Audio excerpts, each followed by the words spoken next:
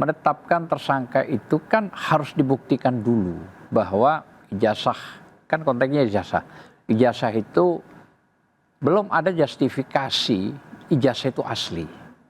Hanya menurut kepolisian itu identik. Drama demi drama terus bermunculan dalam kasus tudingan ijazah palsu Presiden ke-7 Republik Indonesia Joko Widodo. Status tersangka Egy Sujana dan Damai Hari Lubis dicabut lewat surat perintah penghentian penyidikan. Pencabutan status tersangka tersebut dianggap pihak Roy CS banyak kejanggalan. Publik pun bertanya apakah para penggugat ijazah pecah kongsi. Sementara itu, di satu sisi persidangan sudah dimulai, saksi-saksi dihadirkan. Lantas, bagaimana kelanjutan drama kasus ijazah ini? Bersama saya Wiki Aryan, inilah The Prime Show selengkapnya.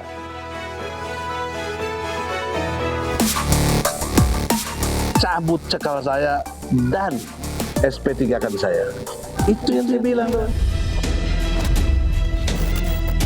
Terhadap 2 tersangka yang di klaster 1 yang sudah mendapat RJ, ini juga haknya sebagai status tersangka juga sudah dicabut. Kami ulangi, status tersangka juga sudah dicabut. Ini nggak bisa, harusnya ada RJ-nya kapan? Tiba-tiba ini meloncat begitu saja. Jadi ini sebenarnya cacat.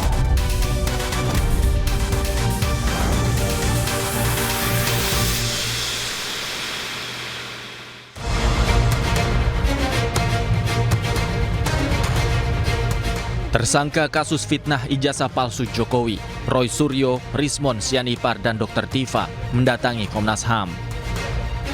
3 serangkai ini datang untuk mengadukan adanya dugaan pelanggaran HAM dalam penetapan mereka sebagai tersangka. Mereka menilai prosedur penetapan tersangka dan pelimpahan berkas mereka ke kejaksaan melanggar HAM dan cacat prosedur. Fakta baru terungkap dari audiensi dengan Komnas HAM, yaitu dalam 2 gelar perkara yang dilakukan oleh Polda Metro Jaya tidak dihadiri oleh Komnas HAM, sementara Polda Metro Jaya mengatakan Komnas HAM hadir. Komnas HAM memastikan dari 2 gelar perkara yang diselenggarakan, baik di Mabes Polri maupun di Polda Metro Jaya, semuanya mencatut nama Komnas HAM. Sekali lagi saya ulangi, semuanya mencatut nama Komnas HAM. Komnas HAM tidak menyatakan atau tidak hadir, bahkan tidak setuju dengan keputusan itu.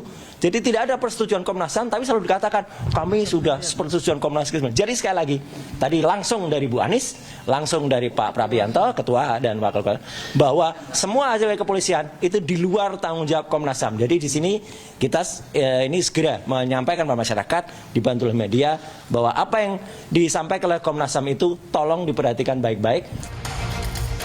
Roy Suryo CS juga melaporkan dugaan pelanggaran HAM akibat mereka tidak diberi kesempatan untuk menghadirkan ahli dan saksi meringankan sebelum berkas mereka dilimpahkan ke kejaksaan.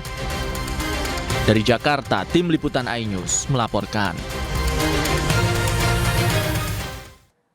Roy Suryo, Rismon Hasiholan Sianipar, dan Dr. Tifa menghadirkan sejumlah saksi dan ahli yang meringankan terkait dengan laporan kasus dugaan ijazah palsu Presiden ke-7 Joko Widodo. Dari 7 ahli yang dipanggil, 3 orang memenuhi panggilan Polda Metro Jaya.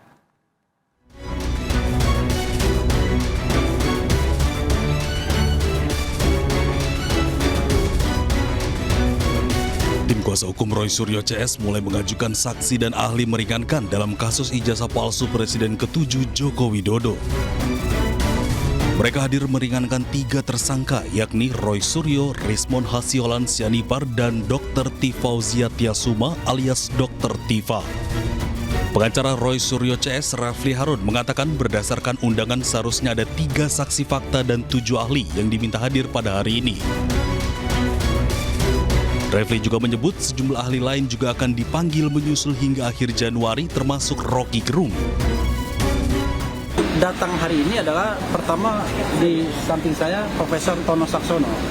Beliau ahli pengukuran geodesi dan nanti akan menjelaskan bahwa apa yang dikerjakan oleh terutama Rismon Sianipar dan Roy Suryo itu adalah sesuatu yang proven, terbukti setelah beliau melakukan hal yang sama berdasarkan keahlian yang beliau miliki. Itu satu. Yang kedua, nanti akan ada juga Profesor Zainal Mutakin, seorang ahli bedah saraf neuroscience ya. Mungkin lebih banyak akan memberikan keterangan ahli untuk Dr. Tifa, karena kita tahu Dr. Tifa banyak membuat statement-statement yang didasarkan pada ilmunya, latar belakangnya neuroscience. Dia sebut juga neuroscience, neuropolitika, dan lain sebagainya yang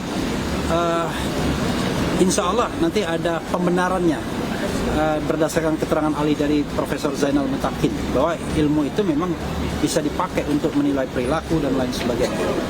Dan lebih jelasnya itu ada di buku Jokowi Slide Paper. Yang ketiga adalah Profesor Henry Subiakto.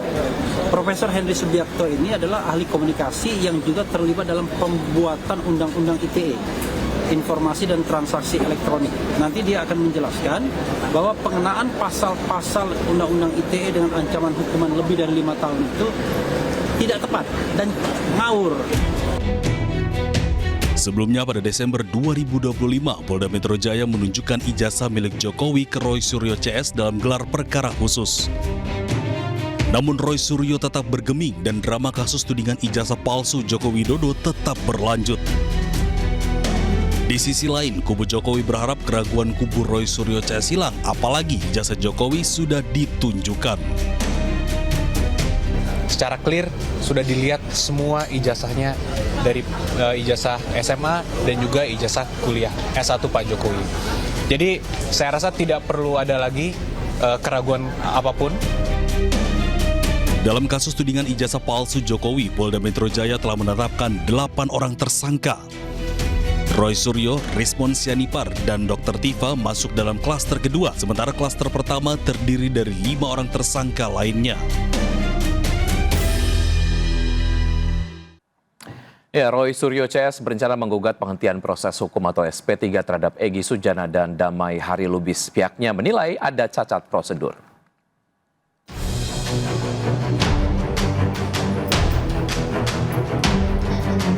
Tersangka tudingan ijazah palsu Jokowi, Roy Suryo, berencana untuk menggugat penghentian proses hukum atau SP3 terhadap Egy Sujana dan Damai Hari Lubis. Roy menyebut ada cacat prosedur dalam pemberlakuan restoratif justice hingga penerbitan SP3. Baca pertimbangannya. A, B, C, D, E, F, G, H, I, J, K. Itu adalah laporan dari Jokowi, laporan dari Lejumanan, laporan dari Ade Kurniawan, laporan dari Kamis Samuel Sreken, penetapan tersangka, SPDP, L-nya tiba-tiba loncat SP3. Ini nggak bisa, harusnya ada RJ-nya kapan, surat permohonan RJ-nya kapan, tiba-tiba ini meloncat begitu saja. Jadi ini sebenarnya cacat. Nah, ada keinginan, ini lagi dibicarakan, apakah kita mempertanyakan SP3 itu. Tapi ya, apapun itu yang akan dilakukan, saya terutama atau kami ikut dengan keputusan tim hukum. Jadi kalau tim hukum mau gugat SP3 silakan, mau tidak gugat kita mau cara lain silakan. Kabid Humas Polda Metro Jaya menganggap penerbitan SP3 terhadap Egy dan Damai Lubis adalah bentuk akomodasi pada permohonan restoratif justice yang diajukan Egy dan Damai Hari Lubis.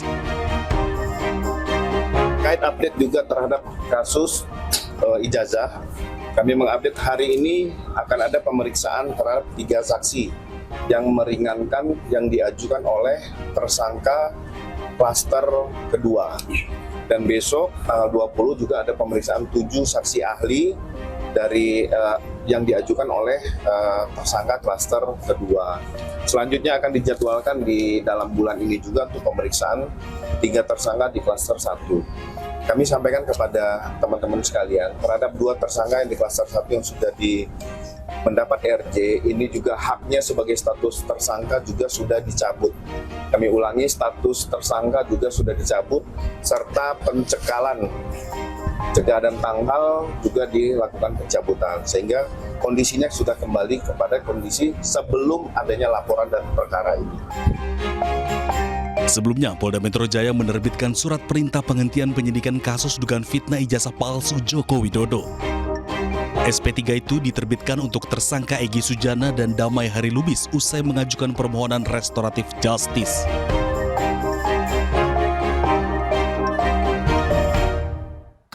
Untuk berbincang dengan tema hari ini di The Prime Show sudah hadir Andi Azwan, Ketum Jokman, dan juga Azam Khan, kuasa hukum Roy Suryo CS. Apa kabar Bapak-Bapak? Alhamdulillah baik, malam Mas, sehat-sehat ya. Sehat, terima kasih sudah bergabung di The Prime Show kali ini. Saya ke Pak Azam terlebih dahulu. Roy Suryo CS ke Komnas HAM siang hari ini untuk mengadukan penetapan tersangka mereka tidak sah menurut Roy Suryo CS. Update-nya seperti apa? Jadi kalau pengajuan itu kan biasa, proses itu dilakukan ke Komnas HAM itu untuk menjadi bahan pertimbangan. Bahwa menetapkan tersangka itu kan harus dibuktikan dulu bahwa ijazah, kan konteksnya ijazah. Ijazah itu belum ada justifikasi ijazah itu asli. Hanya menurut kepolisian itu identik. Ada fakta lain yang pada saat itu kita gelar perkara di Polda, mulai dari Mabes itu, kalau Mabes tidak menunjukkan apa-apa, gelar perkara khusus di Polda sesuai 3133 pasal di Perkap itu kami cuma diperlihatkan, tidak boleh menyentuh, tidak boleh memegang, tidak boleh meraba. Yang paling lucu lagi bahwa berdasarkan 13 pembanding, tapi 13 pembanding itu satu pun tidak pernah. Pada saat itu kita minta di dalam gelar perkara. Artinya karena ini menyangkut gelar perkara khusus, namanya aja gelar perkara khusus, maka itu juga harus fair, terbuka, ya, supaya fakta itu bisa kita telaah, kita teliti secara ilmiah, dan kita rasakan. Artinya upaya ini mengadu ke Komnas HAM adalah sebagai sebuah langkah yang memang perlu dilakukan. Iya, salah satunya. Penetapan tersangka Roy Suryo CS dinilai tidak sah, menurut Anda seperti apa, Bang Andi? Ya, kalau saya katakan bahwa ini ya sudah sah, gitu ya, karena ini kan mulai proses-proses untuk itu. Apalagi saya membahas tadi Bang Azam mengenai gelar perkara khusus ya, bahwa itu tidak disentuh. Ternyata kan waktu klaster pertama itu disentuh oleh Ibu Elida Neti, dan saya, mohon maaf, saya juga melihat di situ, ya. Disentuh dan dilihat itu. Karena kan juga document keeper itu nggak tebal-tebal amat seperti ini, enggak. Kecil. Ya, mungkin ya karena dia ibu-ibu kali dia langsung dia masukkan aja di tangan seperti itu. Tapi kalau menurut saya apa yang dikatakan itu menurut saya itu sudah sah. Sudah melalui proses-proses ya. Apalagi ada barang bukti kan 700 barang bukti, 130 saksi, 22 saksi ahli itu. Jadi apa yang ditetapkan Polda Metro Jaya itu sudah sesuai dengan track record itunya sendiri ya. Kalau kita membahas pelaporan dari Roy Suryo dan kawan-kawannya ini di Komnas HAM, terutama untuk RRT itu, ya itu silakan saja sebagai hak konstitusi juga, ya kan? Tapi itu tidak akan mempengaruhi dari proses yang sedang berjalan di kepolisian. Artinya pasca pengaduan ini ke Komnas HAM kita akan ikuti terus perkembangannya seperti apa. Saya ke Pak Azam, sidang kemudian sudah berjalan begitu, tapi kemudian kalau dilihat dari upaya yang dilakukan oleh Roy Suryo CS nampaknya cukup sering untuk melakukan serangan-serangan di sidebar begitu. Pak Azam, menurut Anda seperti apa? Apakah ini memang menjadi upaya yang memang perlu dilakukan atau seperti apa? Jadi gini, Asfik ya, ini kan bukan soal masalah serangan yang sering ya, tapi ini kan pembelajaran publik ya. Namanya pembelajaran publik itu baik menyangkut proses politik maupun hukum, ya harus disampaikan.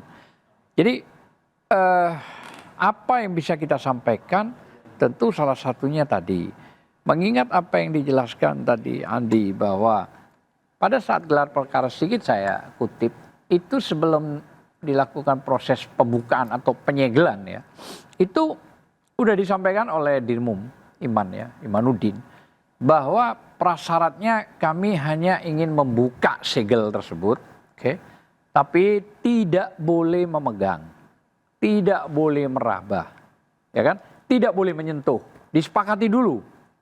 Nah itu yang sudah disampaikan oleh Dirtipidum. Nah akhirnya sebenarnya kami keberatan.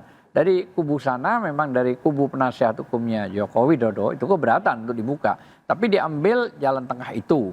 Nah ya sudah, daripada kita nggak melihat, ya akhirnya disepakati untuk kita lihat tanpa disentuh. Jadi kalau ada salah satu lawyer mengatakan itu disentuh, sebelahnya saya kok.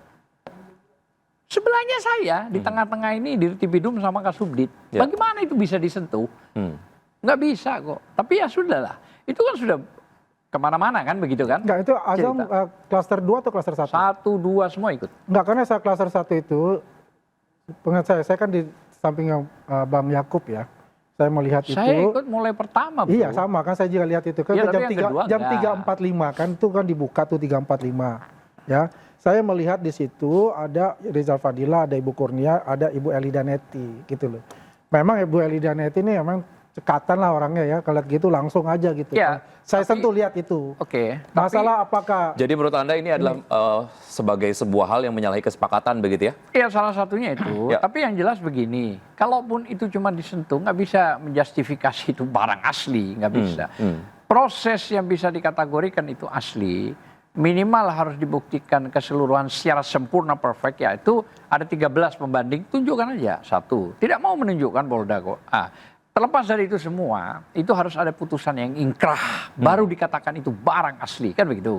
Tapi yang jelas gitu loh ya. Makanya gini, saya katakan kepada Polda bahwa apa yang dilakukan dengan tahap 1 itu dia menabrak sebuah aturan. Harusnya apa? Perjanjian di dalam gelar perkara khusus itu sudah disampaikan bahwa penyampaian itu kita minta proses ini semua disempurnakan. Ini kesepakatan ya, bahwa kita akan mengajukan ahli kurang lebih 5-7 termasuk adecat. Tapi ternyata apa? Tidak pernah ada pemeriksaan, baru kemarin datang ke mana? Ke Polda, itu pun masih ditunda kembali pemeriksaan ahli.